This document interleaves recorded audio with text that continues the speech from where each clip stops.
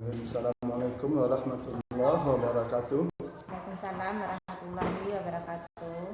Alhamdulillah, syukurillah, salatu wassalamu ala rasulillah, la haula wala quwwata illa billah. Baik, Ibu Rostina, CGP Angkatan 10 tahun 2024 ini, yang mana pada kesempatan ini saya sudah kembali hadir ke sekolah Ibu, Alhamdulillah SDN 16 Kota Timur. Jadi pada kesempatan ini kita sudah memasuki PI ke-6, Bu, ya. Jadi tanpa terasa ternyata sudah 6 bulan sudah kita melaksanakan program guru penggerak angkatan 10 ini. Semoga di detik akhir ini berbuah manis dari perjuangan Ibu selama 6 bulan ini. Semoga Ibu sukses menjadi guru penggerak yang berdampak terhadap pembelajaran, sebagai agent of change, sebagai agen perubahan, baik terhadap diri Ibu sendiri, terhadap lingkungan sekolah, ataupun bahkan untuk di teman-teman di sekitar juga. Baik, Ibu, pada kesempatan ini alangkah lebih baiknya kita awali dengan basmalah. Bismillahirrahmanirrahim. Bu Tina. Iya, Pak.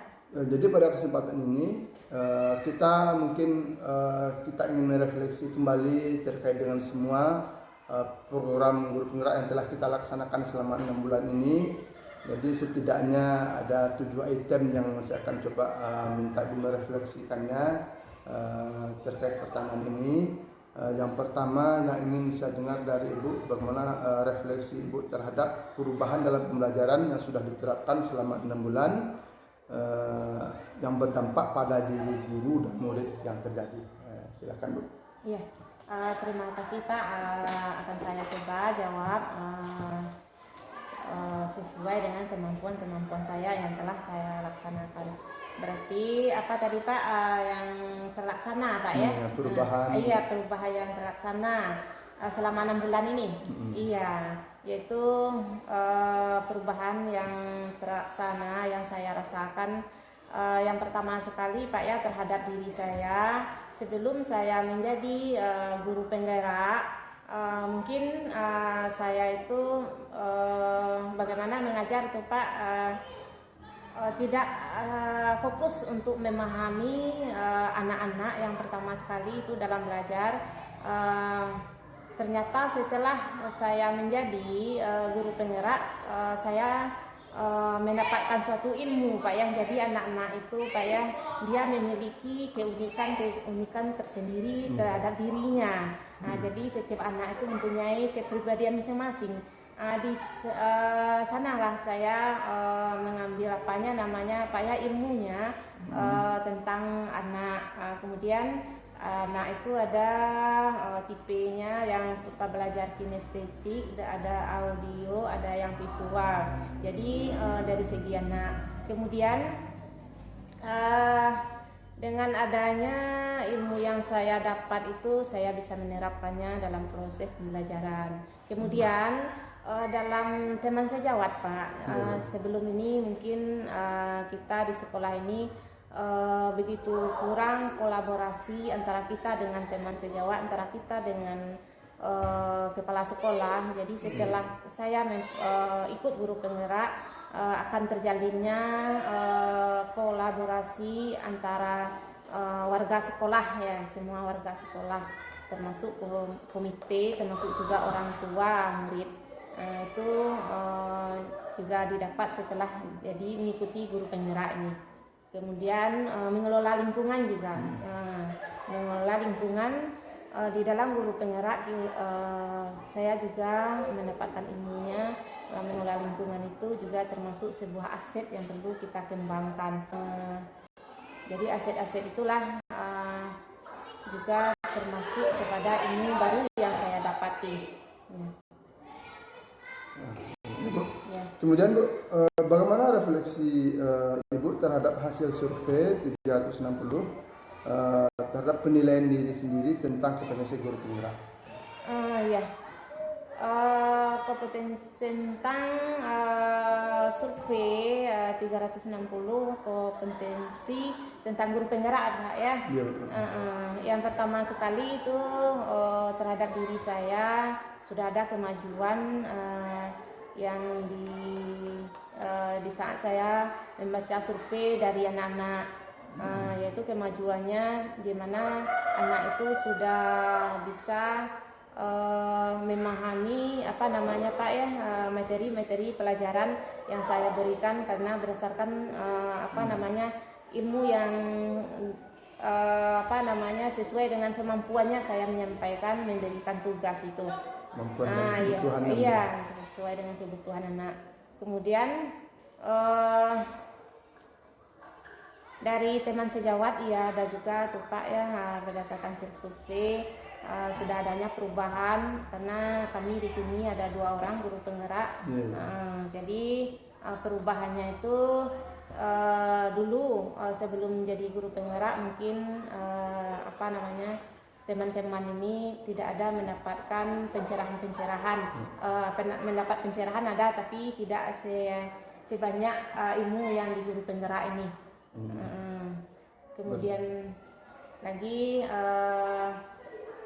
apa namanya dari segi kolaborasi dengan orang tua murid juga Pak ada perubahannya. Kemudian berarti kalau dulu sebelum ikut PGP jadi kita seolah-olah mengesampingkan orang tua murid ini, mengesampingkan kerjasama, kolaborasi. Jadi mungkin mereka di rumah dia sibuk dengan anaknya, sekolah kita juga yang sibuk tanpa adanya kerjasama mungkin terkait dengan kebutuhan belajar anak dan lain-lain ya. Jadi kalau setelah ini Bu, setelah Ibu ikut dalam PGP selama 6 bulan ini, bagaimana rasanya Ibu? Setelah mengikuti PGP selama 6 bulan ini semuanya Pak ada perlunya apa namanya kita dengan murid, kita sebagai guru dengan murid harus ada umpan balik, kolaborasi ya Pak ya, dengan teman sejawat juga, dengan apa namanya orang tua murid juga Pak, dengan masyarakat dan lingkungan juga. Jadi itulah apanya Pak ya, di dalam apa ini di dalam selama 6 bulan ini yang dituntut itu. Kemudian Bu, terkait dengan pembelajaran, mungkin diskusi terkait dengan rencana menerapkan pembelajaran sosial emosional. Mungkin kemarin Ibu sudah terapkan saat di PI 4 kemarin ya, pas observasi. Jadi kemudian terkait dengan bagaimana untuk kedepannya, untuk penerapannya bagaimana yang Ibu rencanakan? Penerapannya ke depan tentang pembelajaran Pak ya. Yang pertama itu pembelajaran itu yang pertama harus berpihak kepada murid Pak. Iya, yang pertama berpihak kepada murid, di mana di saat kita sebagai guru di dalam kelas ini harus bisa membaca situasi kemampuan anak kita sendiri. Jadi apa tahapan-tahapan awal untuk bisa kita melaksanakan pembelajaran tadi itu berpihak kepada murid, apa yang harus dilakukan dulu? Yang harus dilakukan mengenali dulu Pak kepribadian murid ini. Mulai dari rumah harus kita kenali dulu. Mulai dari orang tuanya dulu kita harus mengenali si murid ini. Tidak saja di sekolah kita mengenalinya. Kemudian setelah kita mengenali murid dari orang tua, kemudian latar belakang ya, lebih tepatnya latar belakang. Kemudian baru kita bisa memberikan apa namanya pembelajaran sesuai dengan kemampuannya. Untuk melengkapi apa sebagai bukti bagi Ibu, oh si A ini membutuhkan ini, oh si A ini yang harus kita pola pendekatan kita harus seperti ini. Apa yang sebagai bukti Ibu untuk melaksanakan program tadi yang berpihak pada murid tadi? Sebagai buktinya Pak ya, anak-anak itu kan ada 3 kemampuan anak dalam belajar. Jadi ada anak suka cara belajarnya kinestetik, ada yang audio, ada yang visual. Di saat kita menerangkan pelajaran itu sudah nampak kita buktinya Pak. Jadi buktinya kalau kita hanya sekedar satu metode menerangkan pelajaran, berarti anak yang ini tidak bisa menangkap apa yang kita sampaikan. Berarti kita harus melakukan metode yang lain Pak. Jadi artinya terkait dengan itu kira-kira Ibu apa gambarannya? Oh si A ini dia membutuhkan ini, si B ini kebutuhan belajarnya seperti ini. Apa yang harus dilakukan sebelumnya? Yaitu melalui pendekatan dalam pembelajaran Pak. Pendekatan. Iya, pendekatan. Perlu itu tidak mungkin semacam pemetaan kebutuhan. Pemetaan kebutuhan murid dalam belajar. Kebutuhan belajarnya Bu ya. Berarti di awal itu diadakan dipetakan dipetakan sekian orang anak, jadi dipetakan kebutuhan belajarnya, kebutuhannya, kemampuannya. Mungkin dari sisi mereka juga ada yang punya kelebihan dibandingkan kawan-kawan lain. Iya Pak. Berdasarkan pemetaannya Pak ya, berdasarkan pemetaan kita, pemetaan kebutuhan belajar anak itu harus kita kuasai dulu, harus kita tahu dulu Pak ya. Sehingga itu turut mendukung terhadap sosial emosional Bu ya. Iya, turut mendukung itu Pak. Kemudian Bu, kita masuki poin yang keempatnya, yakni diskusi hasil lokakarya 2 terkait dengan keterlaksanaan dari tahapan bagja yang sudah kita rumuskan dulu pada loka 2 kemarin Bu. Bagaimana diskusi hasil lokakarya 2 kemarin? Tahapan bagja Pak ya untuk merumuskan visi dan misi sekolah Pak ya. Iya, yang pertama kalau kita bagaimana itu merumuskan suatu visi dan misi sekolah, kita dulu harus mengenali dulu yang pertama lingkungan sekolah kita Pak ya. Jadi kalau kita sudah kenal dengan lingkungan sekolah kita, dengan anak kita, kemudian dengan teman-teman di sekolah, bisa kita mengambil suatu Pak ya, visi sekolah kita ke depannya apa itu. Jadi dengan mengenali suasana yang ada di sekolah dulu dengan lingkungannya, kita bisa mengambil suatu Pak ya, mengajukan pertanyaan dan menjabarkan mimpi, kemudian atur eksekusi ya. Jadi dengan tahapan bagja itu Pak, kita bisa menghadirkan apa yang kita inginkan di sekolah ini untuk kedepannya. Itu proses awalnya Bu ya. Kemudian bagaimana terlaksananya konsep visi misi yang telah Ibu susun berdasarkan konsep bagja ini, bagaimana perjalanan sampai sekarang dari semua program-program yang sudah Ibu laksanakan di awal kemarin? Perjalanannya Pak ya. Yaitu perjalanannya yang saya rasakan Pak, mulai dari awal itu saya merumuskan visi. Setelah saya rumuskan, kemudian yang pertama buat pertanyaan ya, kemudian atur eksekusi Pak ya, kemudian jabarkan mimpi, kemudian setelah kemudian baru diterapkan pelaksanaan di sekolah ini. Berarti kemarin itu dari yang pertama buat pertanyaan dan gali mimpi terkait dengan visi misi tadi. Sekolah ya. Kemudian jabarkan rencana. Rencana. Jadi rencana, kalau rencana itu menjabarkan rencana itu melalui apa? Dalam terkait dengan visi misi tadi, menjabarkan rencana-rencana itu melalui apa untuk pelaksanaannya dalam kegiatan harian. Menjabarkan rencana itu berdasarkan apa yang telah kita susun Pak ya. Berupa program-program ya. Berupa program. Jadi kira-kira bagaimana keterlaksanaan program yang sudah Ibu susun pada awal kemarin hingga saat ini? Program yang tersusun itu sudah terlaksana Pak. Sudah apa saja Ibu yang sudah terlaksana itu? Yang sudah terlaksana kemarin itu kami di sekolah ini meningkatkan iman dan takwa kan kepada anak. Jadi anak-anak itu setiap masuk anak itu membaca 3 ayat pendek dulu Pak setelah berdoa. Apa namanya programnya itu Bu? Iman takwa. Iya, iman dan takwa. Melalui membaca ayat pendek setelah berdoa tuh langsung baca ayat pendek. Kemudian apa Ibu? Kemudian yang ini setiap hari nih Bu ya? Iya, setiap hari kerutinan Pak ya. Kemudian anak itu di luar sebelum masuk itu pada hari yang ditentukan membaca ayat Al-Quran tuh. Pada hari Jumat ya, membaca ayat Al-Quran dulu sebelum masuk. Hari Jumat sebelum masuk Bu ya? Iya, sebelum masuk. Kemudian lagi mengenai iman dan takwa itu anak itu disuruh menghafal Asmaul Husna sudah terlaksana juga itu. Jadi ini kan terkait dengan Imtak ya. Kemudian Iya. apa program lain lagi yang sudah Ibu laksanakan? Kemudian mengenai sosial Pak, tadi Imtak, kemudian yang telah berkembang itu mengenai sosial anak, sosial anak disuruh berdoncek sebelum masuk hari Jumat juga itu Pak.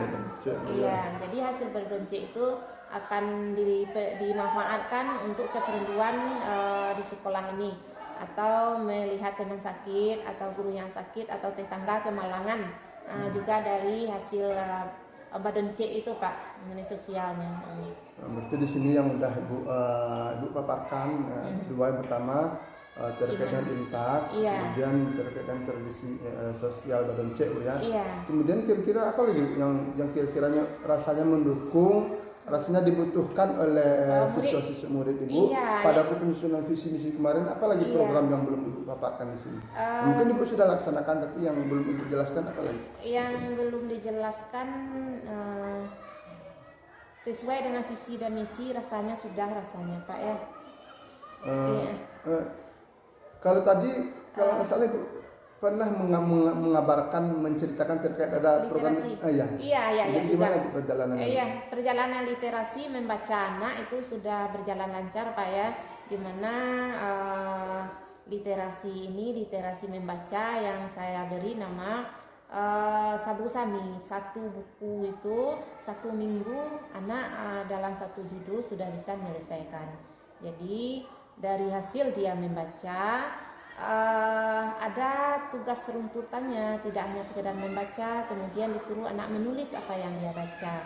Jadi setelah ditulis itu, kemudian tidak cukup ditulis, kemudian juga hasil tulisannya itu diseleksi dan dipajang di mading, itu sudah terlaksana.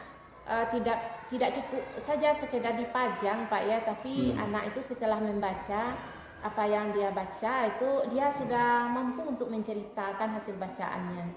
Nah, itu yang program literasi itu juga termasuk dulu visi dan misi untuk mencerdaskan murid ya Kak ya. Berarti ada dalam Sabu Sami ini Bu, program literasi ini yang pertamanya menulis Bu ya? Iya, menulis. Kemudian yang keduanya setelah membaca dulu. membaca dulu. Baca. Setelah dibaca ditulis, setelah ditulis dikomunikasikan. Baca, ditulis Bu ya, kemudian dikomunikasikan. Iya, dikomunikasikan. Jadi di sini Pak ya juga bisa itu untuk kelanjutan anak meninjau tulisannya. Sehingga apa yang mereka baca mereka paham Bu ya. Iya. Memang selama ini kita sering juga lihat anak mereka baca, katanya suruh baca, bahkan berjam-jam mereka baca.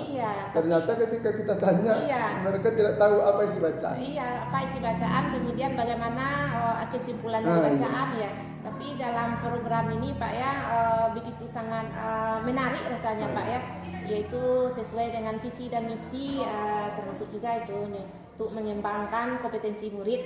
Iya, mengembangkan kompetensinya, karena walau bagaimanapun yang namanya membaca itu sangat gudang ilmu itu kan dari baca Bu ya. Iya, ikhra katanya kan baca kan. Baca, setelah dia baca dia bisa menuliskan itu Bu. Iya. Melihat lagi hasil bacaan dan tidak. Berarti dia ketika dia baca, dia melatih bagaimana yang dibaca itu mereka berusaha memahami Bu ya. Iya, memahami dan dituangkan dalam bentuk tulisan. Jadi ketika dia saat membaca berusaha memahami, kemudian bisa menuangkan kembali dalam tulisan tanpa melihat yang bacaan tadi ya. Iya. Padahal bacaan itu Pak 1 buku itu ada yang 20 halaman, ada yang 25 halaman, ada yang 30 halaman. Jadi dia mempunyai kemampuan untuk memahami. Jadi begitu bagusnya itu.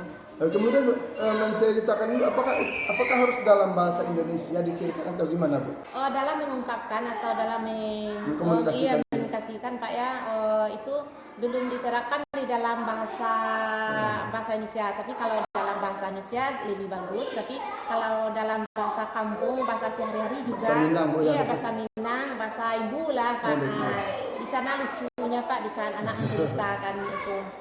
Jadi lucu juga, kesannya itu lebih komunikatif Bu ya. Iya, lebih komunikatif. Dia memahami isi dia lebih memahami. Mungkin teman-teman yang mendengar juga akan dengan dikomunikasikan tadi, mereka juga di saat mereka juga baca bacaan yang sama, saat mereka mungkin kurang bisa memahami, justru dengan mendengar kawan yang tadi menyampaikan, tambah paham jadinya. Tambah paham jadi jalan cerita sana bagus cerita. Oke, baik Bu. Untuk selanjutnya ini merupakan salah satu gebrakan yang luar biasa kalau saya dengar ya, karena memang inti dari literasi itu tidak hanya anak membaca tapi juga mengkomunikasikan hasil bacaannya. Jadi tahapan 3 ini memang tidak terlepas dari tidak bisa terpisahkan ya. Jadi mudah-mudahan ini tidak hanya di sekolah ibu ini tapi juga bisa ditularkan ke teman-teman rekan sejawat, bahkan di Kombel Kota Kagem ya.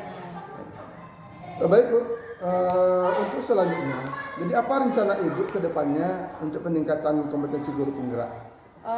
Yaitu kedepannya untuk meningkatkan kompetensi guru penggerak, Pak ya, untuk diri saya terus belajar dan belajar Pak ya, karena ilmu ini tidak ada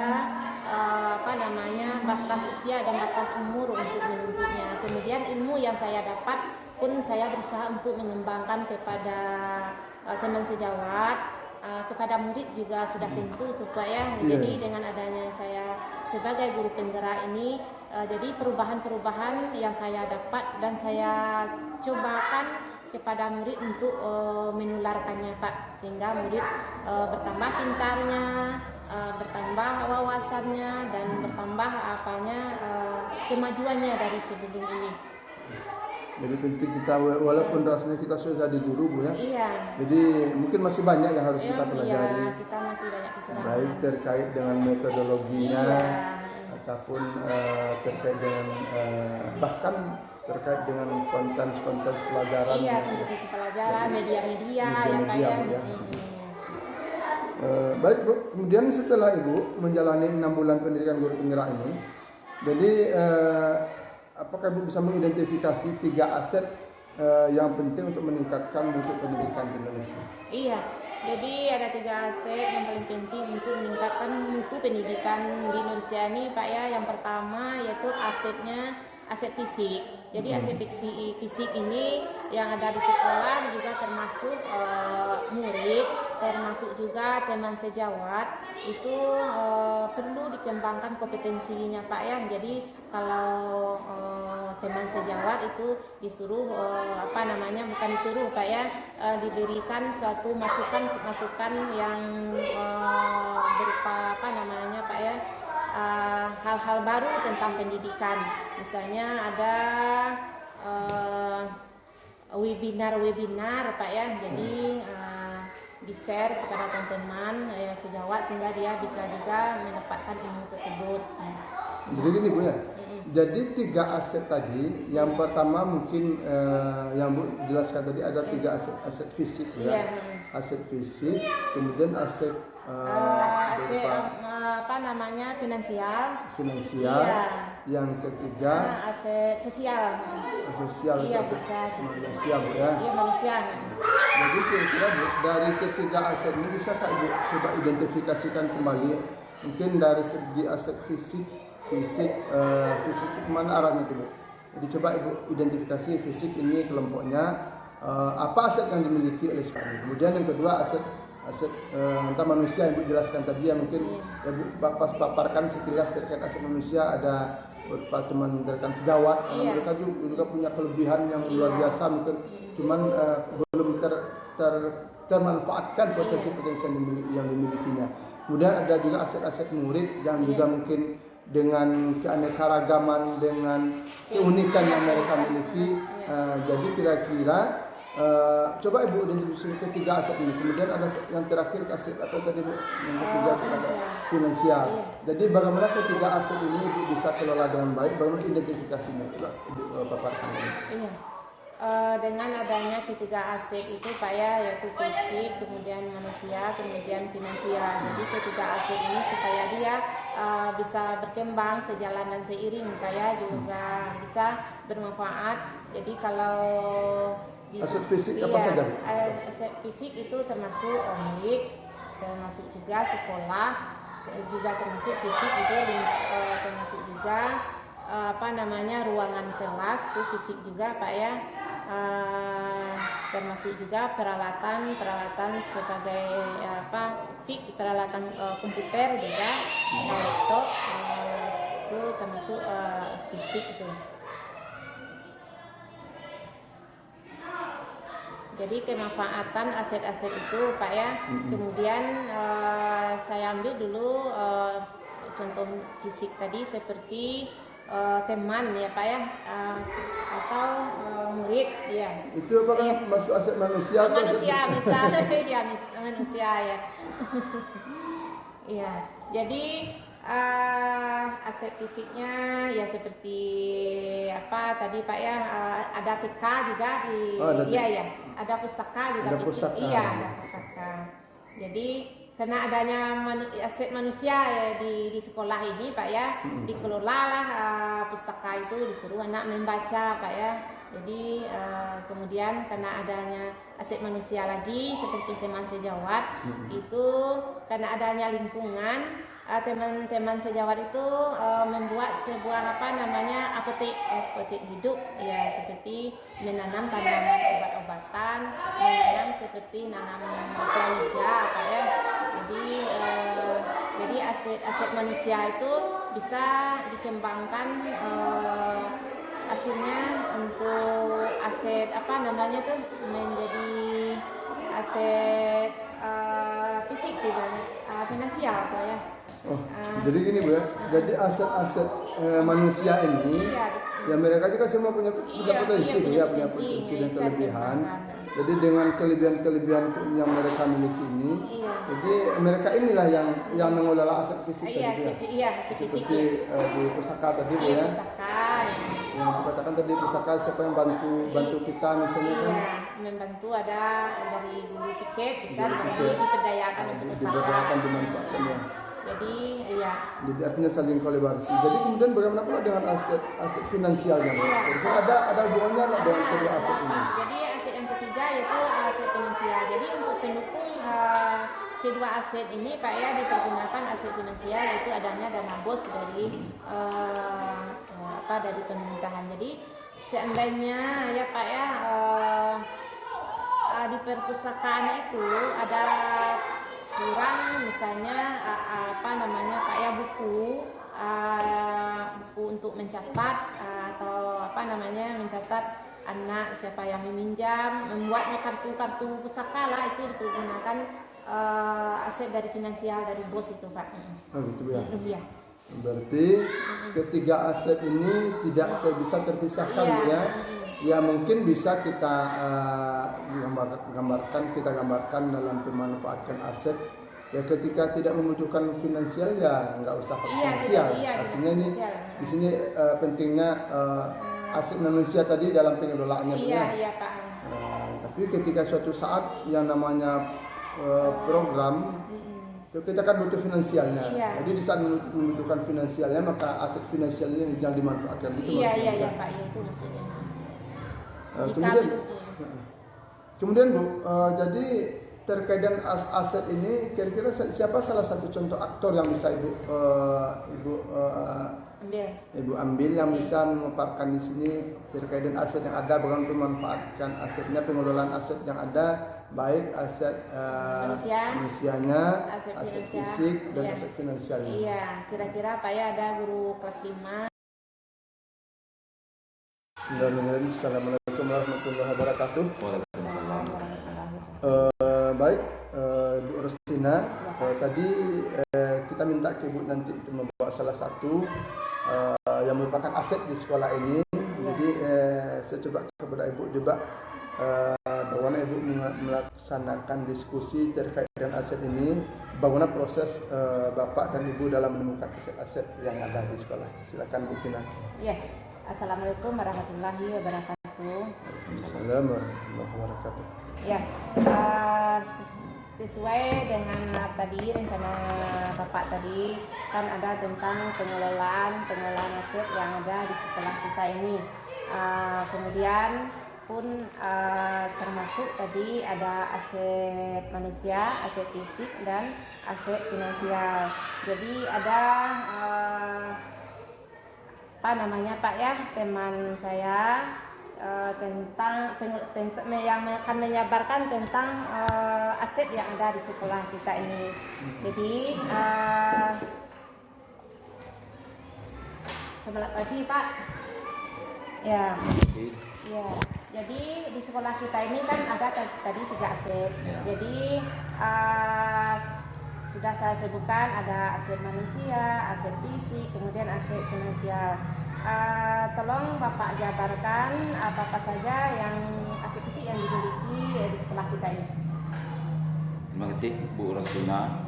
Saya akan mencoba menjelaskan tentang aset fisik yang dimiliki oleh sekolah. Yang pertama itu aset fisik itu bangunan sekolah. Ya. Bangunan sekolah itu seperti perpustakaan, lapangan, Ya. kemudian yang berupa di dalam kelas itu seperti kursi, meja, lemari, itu merupakan aset fisik yang kita miliki. Ada lagi tambahannya seperti komputer, fokus, alat-alat tulis lainnya dan buku. Itu yang memiliki aset fisik di sekolah kita. Iya, iya. Jadi setelah adanya aset fisik, kemudian di sekolah kita ini ada juga aset-aset yang lain ya Pak ya? Aset yang lain itu aset manusia seperti guru, kepala sekolah, penjaga sekolah, siswa. Itu merupakan aset manusia yang sangat berhubungan dengan aset barang yang kita miliki. Tanpa adanya guru, tanpa adanya kepala sekolah, siswa, semua aset yang kita miliki seperti aset barang tadi tidak bisa dimanfaatkan karena apa? Karena gurunya tidak ada kan. Jadi kalau ada guru kita bisa memanfaatkannya semaksimal mungkin untuk apa? Untuk menjadikan siswa-siswa kita ini menjadi anak yang berprestasi di bidang pendidikan. Ya Pak ya, jadi tadi ada aset fisik, aset manusia. Jadi aset manusia itu tidak akan terlaksana Pak ya tanpa adanya aset fisik. Kemudian ada lagi aset yang lain Pak ya? Ada, seperti aset finansial BOS itu diselenggarakan oleh pemerintah. Untuk apa? Untuk membantu sekolah berupa dana ya. Untuk apa itu? Untuk membeli seperti buku, peralatan sekolah yang berhubungan lah dengan siswa dan guru di sekolah. Sehingga kita sebagai guru dan kepala sekolah kita harus bisa memakannya dengan semaksimal mungkin sehingga tercapainya pendidikan yang baik untuk kedepannya. Ya, bagus Pak ya. Jadi tadi sudah Bapak uraikan tentang aset-aset yang ada di sekolah kita ini, yaitu ada aset manusia, aset fisik, kemudian aset finansial. Jadi ketiga aset tadi Pak ya Bapak sebutkan bahwa tidak bisa terlepas antara satu dengan lainnya karena dia saling mendukung guna atau manfaatnya untuk kemajuan pembelajaran murid di sekolah. Kan begitu ya Pak ya. Jadi kesimpulannya bagaimana Pak ya kita sebagai guru di sekolah untuk memanfaatkan aset kita supaya aset ini bagaimana itu tepat sasaran. Oke, terima kasih Bu Roslina. Baiklah, saya akan mencoba menyimpulkan yaitu tiga aset yang ada di sekolah, yaitu pertama tadi aset manusia, kemudian barang, aset finansial. Ketiga aset ini saling berhubungan. Yang pertama kali yang ada di sebuah sekolah itu aset manusia. Tanpa adanya manusia mungkin tidak akan ada aset yang lainnya. Jadi manusia tadilah yang bisa menciptakan aset yang lain. Seperti peralatan yang ada di sekolah seperti yang saya jelaskan sebelumnya itu tidak terlepas dari aset finansial BOS ya. Kalau tanpa adanya bantuan dari BOS mungkin semua aset ini akan sia-sia dan akan tidak terlaksana dengan maksimal di sekolah. Ya, bagus Pak ya. Berdasarkan uraian Bapak tadi, saya dapat mengambil suatu kesimpulan dari Bapak ya. Jadi aset-aset yang ada di sekolah ini ada keterkaitannya antara satu dengan yang lain. Jadi tidak akan berjalan program di sekolah ini tanpa adanya aset manusia, tanpa adanya aset fisik, dan didukung juga dengan aset finansial. Nah itu Pak ya, terima kasih karena Bapak sudah menjelaskan aset-aset yang ada di sekolah, kemudian juga sudah membuat kesimpulan bagaimana aset itu dimanfaatkan untuk keperluan murid untuk kedepannya. Nah, terima kasih Pak ya. Terima kasih Bu Rosina dan Pak Andri telah berbagi praktik baik. Semoga kerjasama ini dapat berjalan terus selanjutnya agar semua aset-aset yang ada di sekolah ini, baik itu aset yang berupa fisik, berupa sarana prasarana dan semua fasilitas yang ada di sekolah ini, dan itu juga dengan aset manusia, karena saya yakin semua guru-guru punya talent, punya potensi-potensi yang butuh dikembangkan, itu juga menularkan potensi-potensi yang dimiliki terhadap semua peserta didik kita. Dan tentunya juga hari ini juga sangat didukung oleh aset-aset yang telah dijabarkan tadi, yang aset finansial. Mudah-mudahan kerjasama semua aset-aset di sekolah ini dapat berjalan sampai kapanpun, sehingga semua program bisa dapat terlaksana dengan baik. Kembali saya ucapkan terima kasih kepada Bu Rosina dan Pak Andri. Selamat dan sukses selalu. Amin. Saya mohon maaf atas kesilapan kekurangan. Kita tutup dengan alhamdulillahirabbil alamin. Subhanakallahumma bihamdika asyhadu an la ilaha illa anta astaghfiruka wa atubu ilaik. Assalamualaikum warahmatullahi wabarakatuh. Waalaikumsalam warahmatullahi wabarakatuh.